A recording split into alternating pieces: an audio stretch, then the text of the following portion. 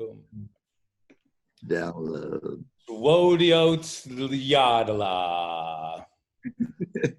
All right, how do I get everybody on one screen? This, whoa, and now this, whoa.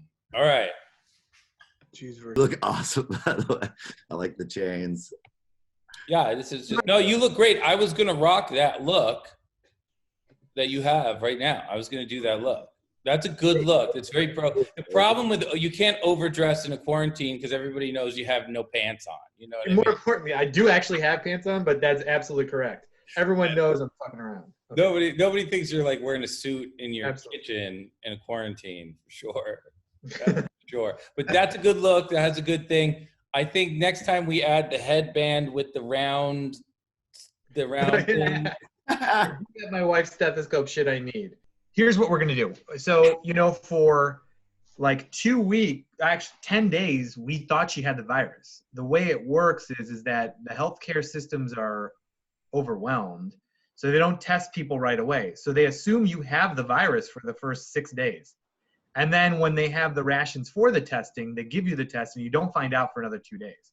So she effectively for us and for the world had the virus for 10 days. We found out it was negative, but we didn't do anything differently than what you would do if you had the virus. So for 10 days, we thought she had the virus. And as a frontline healthcare professional, you assume to have the virus if you have a contact who had it, and she did. Okay, so effectively she did for 10 days. When we found out she was negative, that's a good spin on the story that my wife won't die. But yeah, I can speak as though we had it, what to do if you have it, how to treat yourself if you do have it, and essentially from there go on, right? Okay, so yeah, so basically you guys behaved as if she had it, but doesn't she have to have symptoms? Correct. If you're thinking, are you like, oh, you have it? What were the symptoms? That's the problem. So, right. So this is COVID. The reason we call it COVID is because it's a corona type virus disease in 2019. So it's effectively called COVID-19. And the reason we call it that is because proteins on the head of the virus look like a crown or a corona, right? This is not the only corona. In SARS, which is severe acute respiratory distress syndrome. There's been MERS, which is Middle Eastern, et cetera. And these are all animal-borne illnesses that then switch hosts to humans and cause severe respiratory problems, right? They jump the species gap. And that's where they think we got it. So in China, they believe that it was carried by a bat, and somehow it jumped species to the human, and then Wuhan effectively spread it to the United States and around the world. Okay, so let me ask a quick question. Of course. Did it jump from a bat? There's so many conspiracy theories about, I heard that there's the coronavirus manufacturing plants are in Wuhan. Is that true? So we do know that in Southwest China, it started in the province of Wuhan, or in the city of Wuhan in the province of.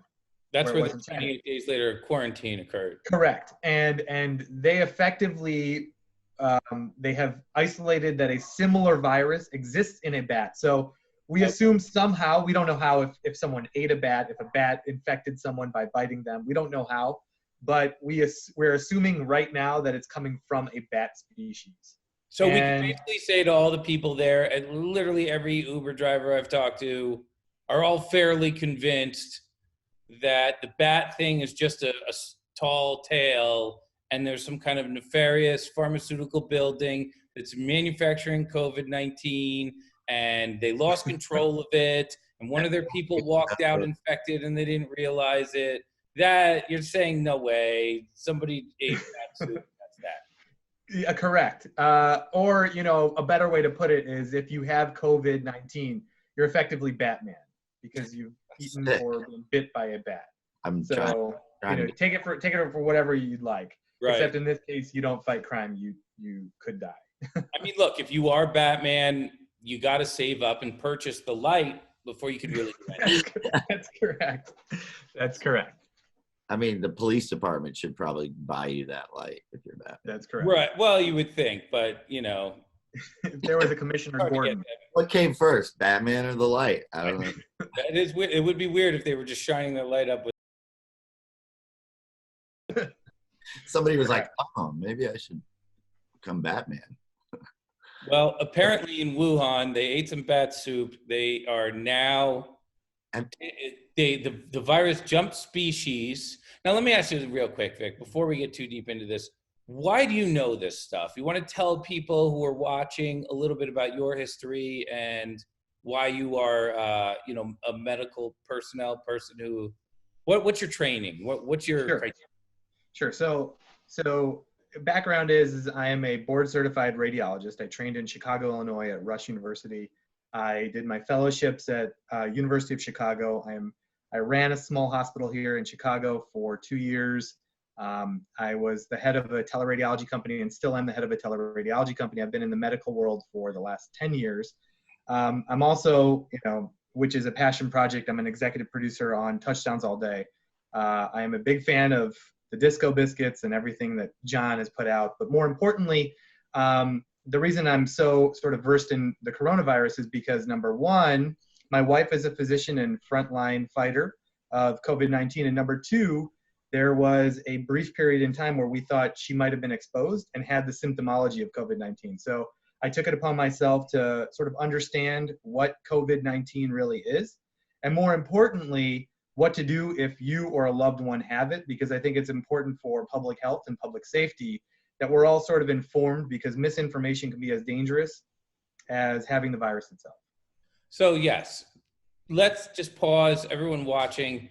That's the purpose of this video. That's why we hooked up all these logo-driven video screens. Just so we want to add to the information flow a little bit. Vic is an expert, and he also was in a situation where they believed that his wife had it. So he would be living with now, someone on a day-to-day basis has the virus, and we're going to talk about that here on the show. We're going to find out. Did I freeze? You did. Oh, all right. You're back. We'll hit that. We're going to talk about that here on the show. We're going to find out what Vic did, where his mind was at, and what it means if you, in fact, do get the virus. What are you going to do? What's the right thing to do? Or, what are some best practices, some precautions to take? So let me start with this. Why did you think your wife had it? What happened? So, and this is important to understand in why we're seeing more and more areas of shelter in place. So coronavirus, just backing up for a second, is a lower respiratory disease. It affects your lungs and predominantly your lower trachea, rather than your upper respiratory symptoms like a nasopharynx or having sniffles and things of that nature. So it's different than the flu in that it affects your lungs worse than it affects your head and your body. So one of the symptoms of COVID-19 is a bad cough. Shortness of breath, bad cough, a loss of breath, dyspnea, or unable to catch your breath on exertion. And she had come down with these symptoms after they thought that someone from the area in China had been. So having a known contact plus having sort of the symptomology, you would assume that someone would have COVID-19. Now, the reason that you would assume is because, not to get political, but we were woefully underprepared for testing in the United States to sort of prepare for COVID-19. The testing needs to be done by an FDA-driven, and I can't stress this enough, by an FDA-driven laboratory and test device, and it runs a PCR. So what they do is they take a sample from your nasopharynx, they stick a long swab in the back of your throat, they swab it around, and then they put it on a slide, and then they send it away. And in 2 days, you find out if you're positive or negative for coronavirus. And that process usually runs the course of 10 days out from when you started symptomology. So for effective 10 days, you are assumed to have COVID-19 or the coronavirus. You're saying that was your wife in China? No. So she is a doctor here in So she in was Chicago. in a hospital. So you, And she is correct. And someone who she was treating within the hospital had a exposure in China. okay, so they had one infection in the hospital, and Correct. suddenly everybody in the hospital is high risk at that point. Correct. And that's the way it's sort of even now, that if you're a frontline sort of fighter of COVID, whether it's a nurse, whether it's a physician, whether it's whatever, if you have symptomology, you're assumed to be exposed in this day and age. Certainly in New York, certainly in California, certainly in Washington State, where it's worst to have a background of COVID. But I want to stress this because it's very important. Of the 100% of people that may carry COVID, right, which is around the world, I think it's like 600,000 people so far. 80% of them show no symptomology, right? And then 20% of them, and then that leaves 20% that'll either show symptomology. But of that 20%, 19% of those symptoms. So you have a cold and the flu, you could theoretically have COVID. But the biggest What did you just say? I have no idea. It was 74% of 20% of 19%. Right. What? So if I had 100 people that tested positive for coronavirus, that tested 80 positive. of them, 80 of them would show no symptoms. You wouldn't cough. 80. You'd be normal. You live your life normally. So literally 8 out of 10 people. So if they're okay, and then you're saying of that 80, how many? So 20 of them are what? Coughing all the time, or what? So 20 of them, correct, have symptomology of the flu, coughing all the time, short of breath. Can't catch their breath, fatigue. I heard that was like the first symptom, like somebody, you can't hold your breath for 10 seconds. And if you can't do that, then that's like the first sign. Sure. And the thing that makes this difficult is there's many diseases that are kind of around just normally that have a cough, right?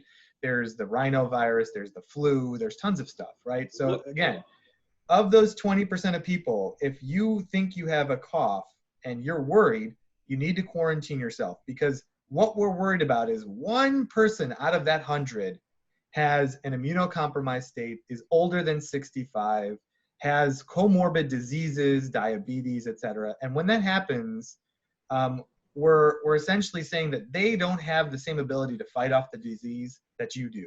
And that one person may end up dying. And that 1 out of 100 is 10 times more likely to die versus the regular flu. So that's why COVID is so important, is because when you get the flu, 99.9 of you will not die.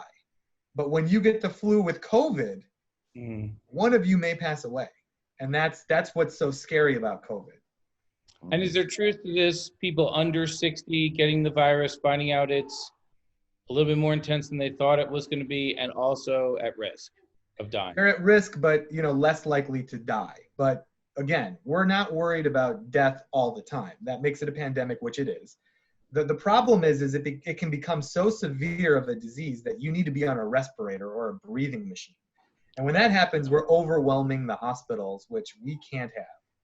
So your wife's in a high-risk situation. Correct. She shows some coughing, some symptoms, maybe dealing with the virus on a very low level, not really sure.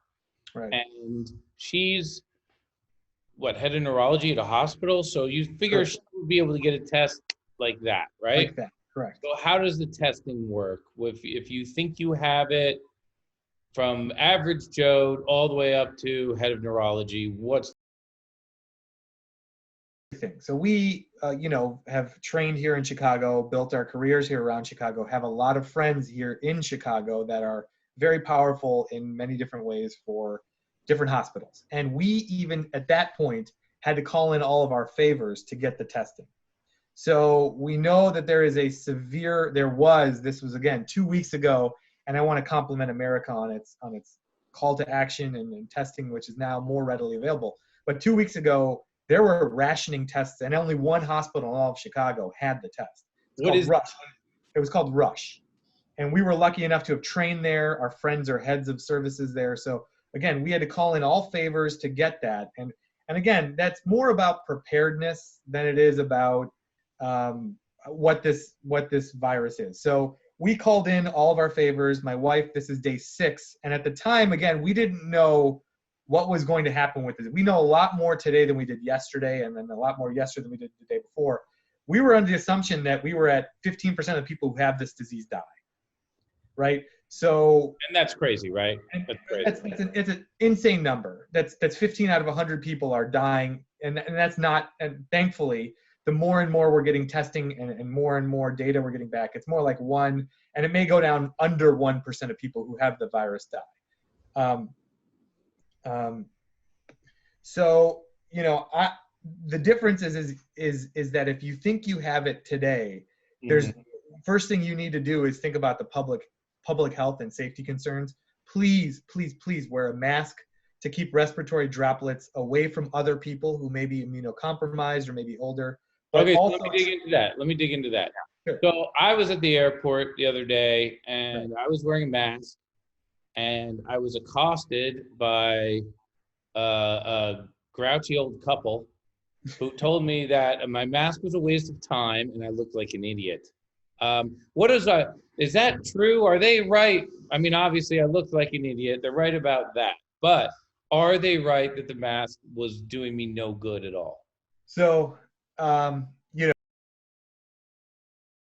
person, but the truth is regular masks do not stop virion or viruses from getting around or spreading. The actual mask you need is a specialized fit test mask, which is in high demand now, but really reserved for healthcare professionals. That being said, it will decrease the transmission rate. So if you're coughing and you have the disease, a lot of the respiratory droplets can be contained. So no, you're not an idiot for wearing a mask. Mm-hmm. They're more of the, I don't want to call them idiots because that's a little rude, but they're more on the side of ignorant because they're the ones, if they're over 60, are at risk. If they even catch any form of virus, it's more likely that they're going to have a far worse time than anyone under 65. So no, wearing masks is still a way to spread respiratory droplets, number 1. And number 2, the best way, and again, this goes back to abstinence versus protection, stay away from people. Quarantine yourself. If you don't need to do something and conglomerate as a group, then don't.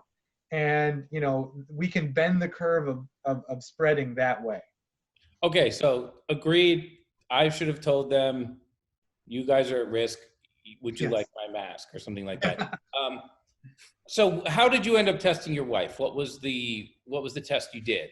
So day about 6, she's got symptomology. We're calling all sorts of hospitals and friends. And we end up, getting through to Rush because we've obviously have a history there. And we tell them the story. My wife has most likely is a frontline. There's people from China who have gotten here and now have a flu who she has been in contact with. And they say, yeah, you're more than likely to need the virus, to need the test. So they ask you to drive by yourself. I'm not allowed to go because I'm a risk for getting contaminated along with her, even though, I've lived with her. We're trying to quarantine her as best as we can. And we'll get into the quarantine and how to do that. But she drives by herself up to Rush. There's a little circular driveway. They say, leave your car there. And everyone who comes to get her, there's a nurse and another nurse. So 2 nurses, they're masked completely and fully gowned and gloved. They walk her into a certain area, which is like a tent.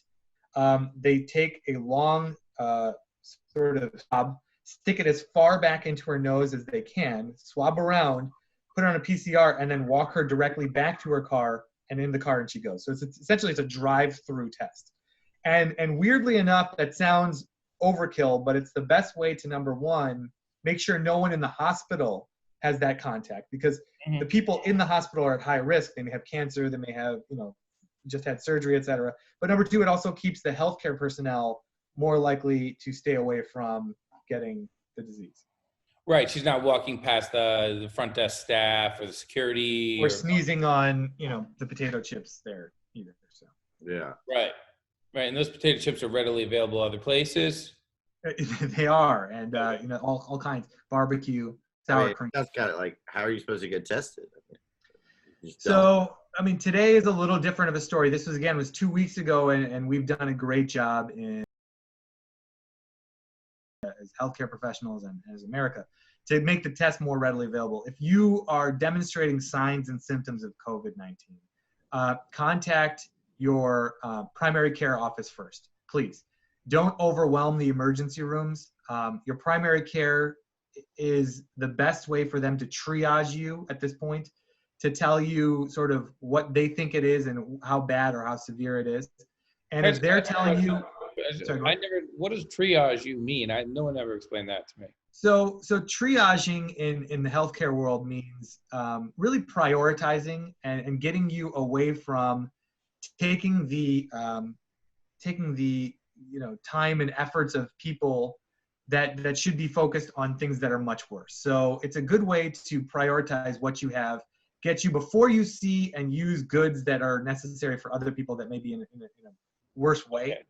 It's a good way for them to sort of pre-see you, if you will, and then make sure that you're in the right area.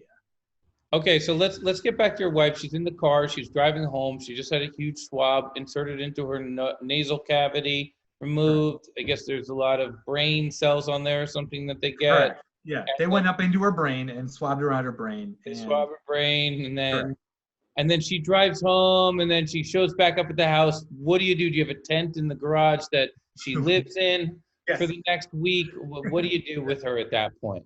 So we created a small tent city. No. Into it. I mean, I have a tent. I don't know why people, there's a lot of campers watching this right now. That's sure right. They have tents. What's the correct thing to do? She's exhibiting symptoms. She's high risk. She has the test. How long is the break between testing her and receiving? So actually testing her and receiving the results is about 2 days for the normal person. Because she's a frontline healthcare professional, it's only 24 hours, which is good. Because they need to know, has she infected other people, or, is she a high risk, et cetera. She's a much higher risk than other people. Turns out get the test in they can get it done in 24 hours. 24 to 48 hours, and that time is coming down actually, which is great. And every day, we're making more strides to get the test more readily available and more quickly done, and then the test results back more quickly. But for what they suggest you do is you come in, you leave the clothes, like if you have a jacket in Chicago, it's cold. You leave the clothes in the garage if you can, if you have a garage, or at the front door. And then you walk directly up, and then you take those clothes off. You put them in the washing machine, wherever you can, run up, and you take a shower. That way, the respiratory droplets via antibacterial soap won't live. The heat of the shower can take them off. And then you go back into your quarantined area. And I want to talk a little bit about what that means, a quarantined area. She doesn't live in a tent, and it's not as though I'm gown and glove, but using separate bathrooms if you have the ability is very important, because that's where most of the respiratory droplets are probably going to live. If it's on your toothbrush, they can spread to another toothbrush. If you're coughing, it can live on the porcelain surfaces for a long time. So different bathrooms. Wipe down as much of the areas as you can with Lysol and other, stuff you can. Commercial disinfectant wipes. And then most importantly is continually wash your hands as much as you can, because a lot of times when you're coughing or when you're sneezing or when you do have contact, the virion can live on your hands, and that will otherwise, you can touch your eyes or other surfaces, which can cause the transmission of diseases.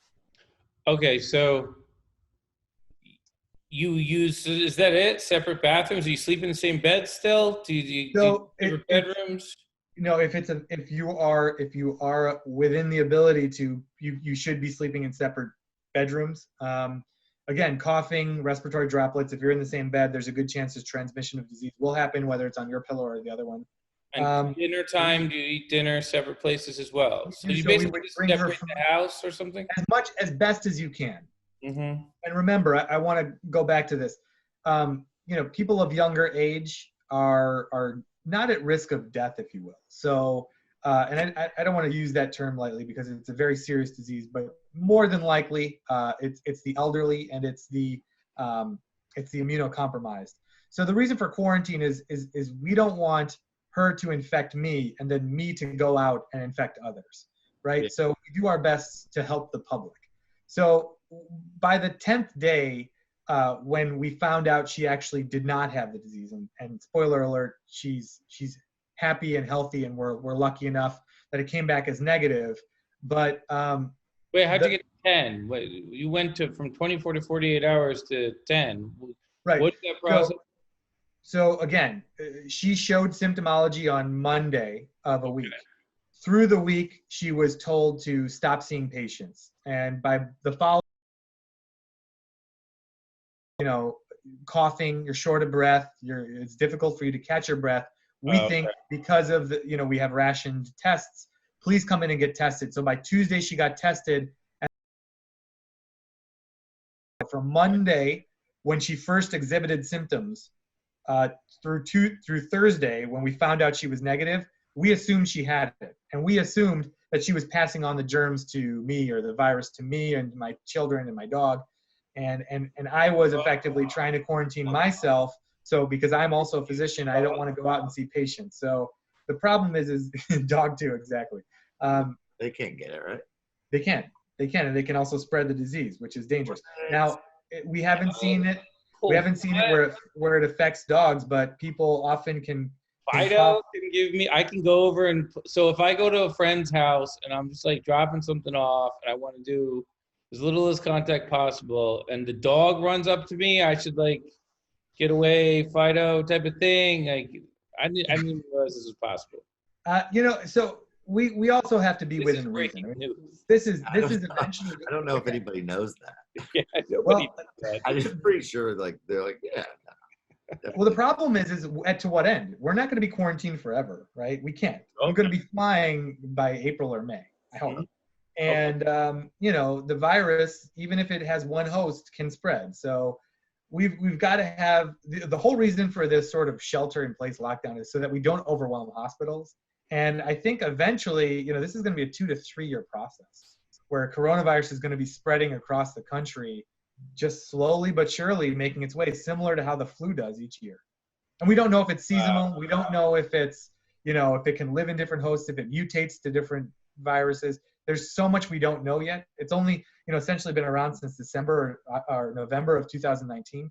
It's only 6 months old and it's already shut down our economic system. So, this is a lot worse than we think, but we don't know.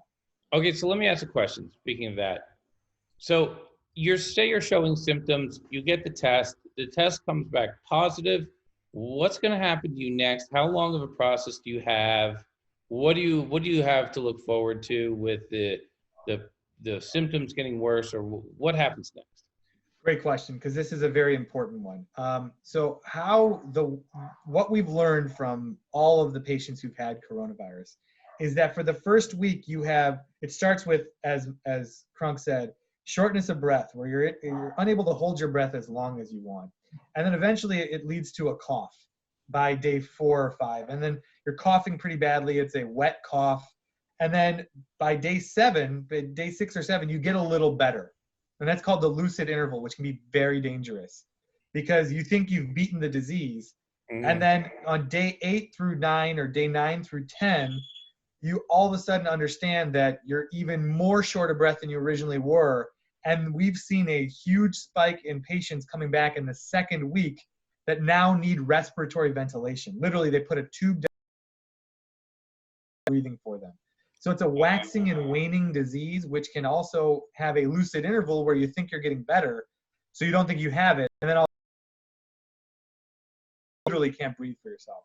So this is a lot different than SARS, because SARS was just a linear curve where you're getting worse, where you need to be respiratory ventilated.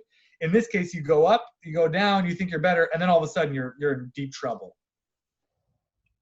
Okay, so symptomology can be sort of misleading. You go up, you go down, you think you're healthy, and then you act normal. Maybe you compromise your immune system a little bit. Correct. And boom, it comes back. And next thing you know, you go to a hospital and there's no ventilator. You could be in some real trouble. Real trouble. And the problem is we have about 50,000 ventilators across the country in hospitals worldwide. If this is a medium spread pandemic where 1 million people are infected, which is, a very real number, it's 328 million people in America, we could easily see 1,000 people on ventilation. We don't have that. So that's the reason we're sort of worried. What is a ventilator? Can you tell us what that is? Sure. So a ventilator is a machine which essentially breathes for you. It causes positive pressure going into your lung, retracts the carbon dioxide out of your lung, and keeps your pressures for your lungs and oxygenation of your blood mechanically done. But that requires an intubation tube, a tube going down your throat into your lungs. It also requires you to be sort of unconscious. It more than likely is placed in an intensive care unit where it's closely monitored with pressuring, and it's a very, very significant burden if you need to be ventilated. So if you're conscious and awake, how would they hook you up to a ventilator? What's the process there? So if they determine, and they being, healthcare professionals, please don't assume that you need to be ventilated, obviously. But emergency doctors, pulmonary professionals in hospitals have seen, needing ventilation time and time again. And they'll tell you, and they'll be sure to understand who needs it and who doesn't. And most importantly, they'll be able to tell you, this is how we're going to do it. They'll more than likely give you some medication that'll help you relax, put the tube down your throat, and then hook you up to a ventilator. But those are reserved. I don't want to scare anybody, but if you do have shortness of breath or cough and you feel that this is something that's worrisome, you may have a sick contact that has COVID-19. It's important that you do get tested. Okay. If you're a young person, you're coughing a little bit, you feel like, okay, I've been in some public spaces, I haven't washed my hands a lot, I've been in a lot of contact. You feel like maybe you've done some, high risk situations that might cause the cough to be, in your mind, maybe symptomatic. Do you go to the hospital, or what do you do then? So again, the first thing you need to do is if you have a primary care doc, internist, whoever it may be, family physician, this is who I think I've been in contact with. I've been out there. What do I do? And that physician who's been trained, to understand your symptomology with COVID, to understand how severe your symptomology is, your age, if you have other diseases, whether it's diabetes, cancer, other things, they can make an informed decision and tell you, in my professional opinion, which is all it is, I think you should go to the emergency room. I think, you've been watching the Disco Biscuits. Someone you knew had COVID-19. You were dancing with them. They coughed directly into your mouth. Now you're sick. I think it's important that you go to the emergency room. I think you need to heed their advice. I think you need to go to the emergency. I'm not saying Disco Biscuits have that, but I think you need to heed their advice. Earlier off the call that if you're younger and you have a cough, like just self-quarantine. Correct. Climb into bed for 2 weeks and, just binge watch Sopranos or something like that. So the reason that you need to get tested is because you need to know, number one, do you have it? So number two, are you going to spread it to others, right? That's the real reason we want to know who has it. And that's the real reason we want to quarantine you, because if you assume you don't have it and you go out on day 7, if you're assuming I'm healthy, I'm young, I'm 20, I don't have COVID-19, and you go out and you cough on an elderly patient or person, at the airport, as you did, John, there's a good chance that they may not have the same immune system that you have, and there's a good chance that they can't fight it off. So we're just looking out for the good of the country rather than yourself. So if where do you just go to the emergency room and go get tested? It probably sounds like, it sounds like you had to pull every string in the, you had to get Correct. your wife tested. You're right. How does Frank get tested if he wants to get tested? They want to get tested. So I want to reiterate, when we first came down with this was 3 weeks ago now. We've made a lot of strides in 3 weeks. Tests are far more readily available. Back when we did this in early March, this was March 1st, there were not as many tests as there are today. Now we're flooding the market with millions and millions of tests from Korea and China that have dealt with this before. So there's more tests available.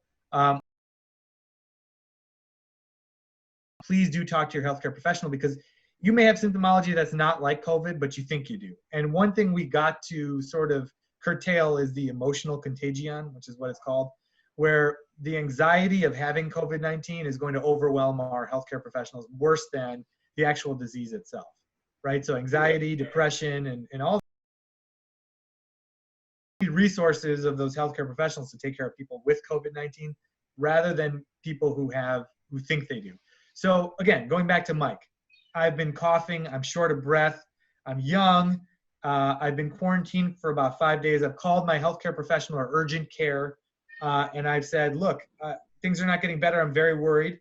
They're going to urge you, yes, go to the emergency room. This is signs and symptoms of COVID-19.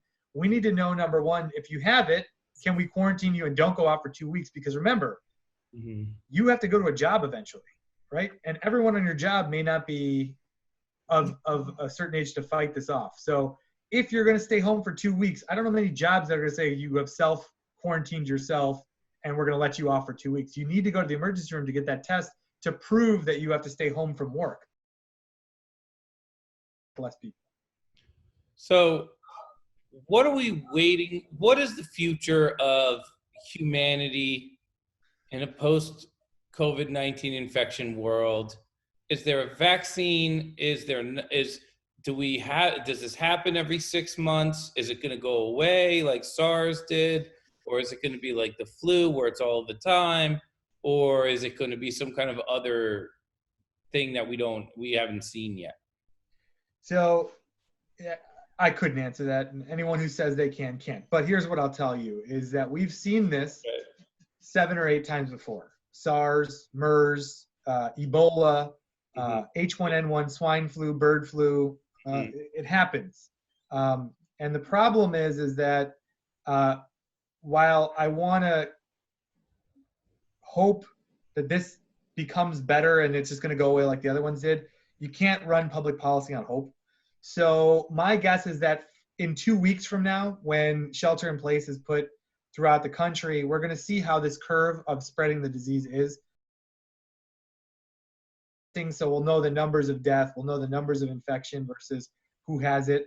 And then from there, we can make a more informed decision. Now, if I were to make an opinion, I'm guessing by May, this sort of levels out. So March is now, April is going to look a little worse, but it's going to start getting better and better. And then by May, we're going to actually look like less people are infected day after day after day. And then from there, we're going to go back to life as normal. And I think by July of 2020, we're going to look like it was a big scare, but things are sort of back to normal. I think flight is going to be opened up. I think cruise ships can be opened up. I'm hoping that concerts are put back on. And it's just something that we need to know that we should learn from rather than react to. And that's what I think is going to happen. I think it's going to be okay. I think the long term is going to be okay. And while there are going to be people that pass away from this, we're going to learn how to protect ourselves a little better.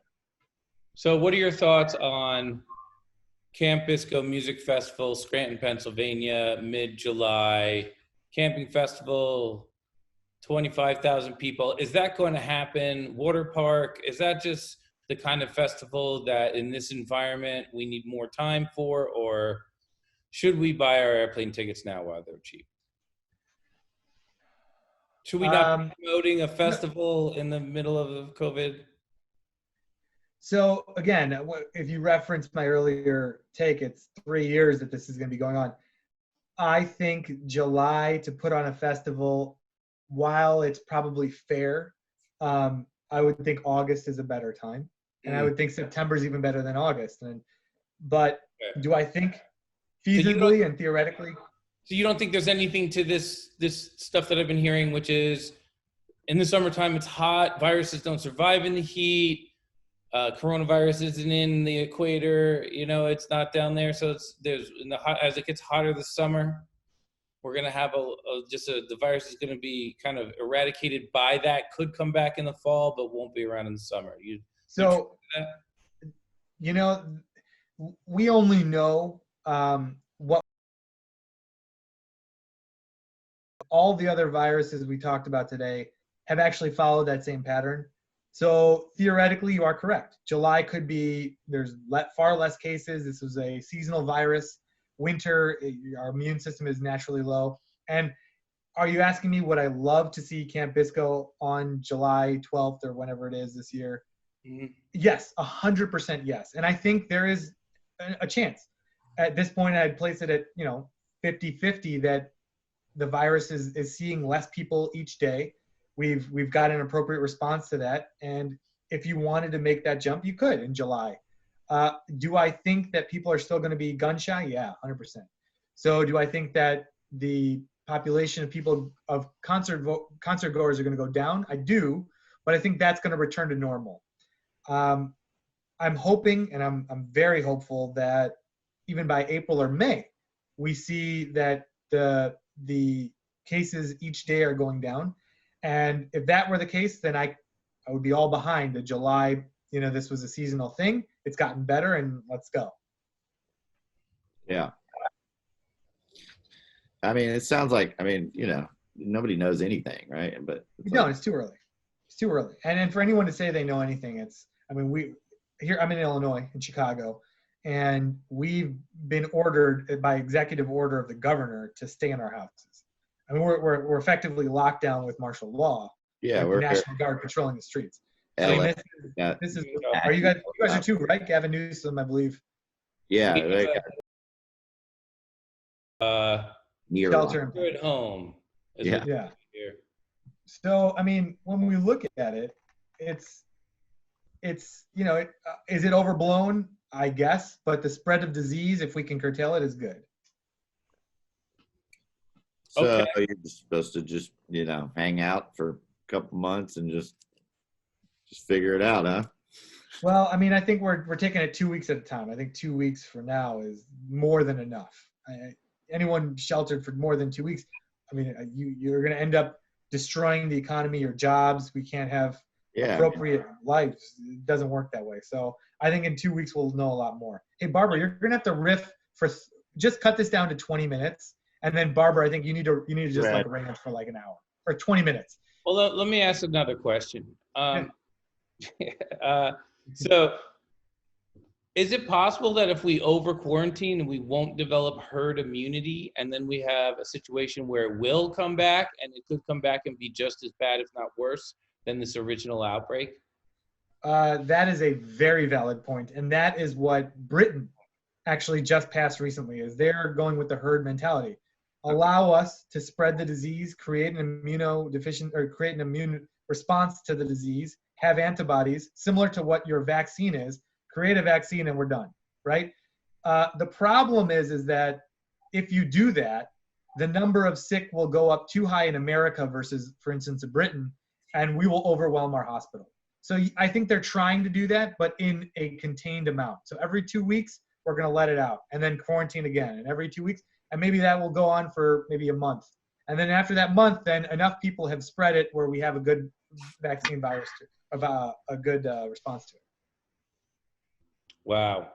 Here you are, folks, just listening to us talk about what is affecting the whole world, the coronavirus. I can't believe I'm on this. I can't believe that you're such an expert on this. What a resource you are. I think, you're the Dr. Phil of the Touchdowns All Day. That's what I hope to. Look, I also, any questions or needs to speak to me at all, my Twitter handle, Vik Sobti, please give out my email.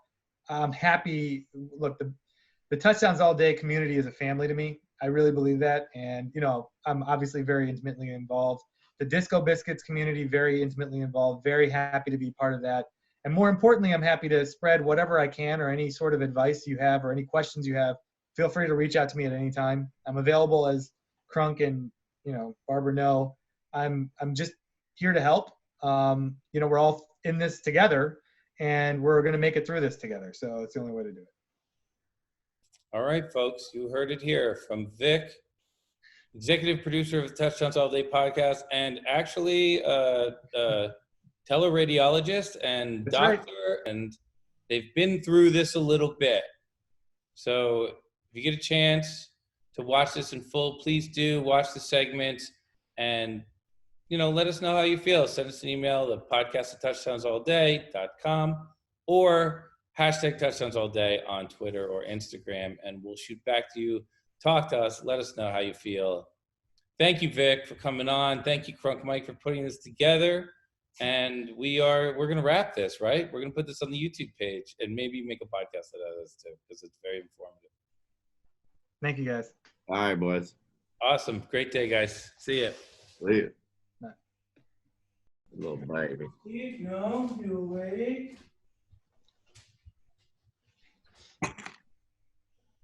Vic.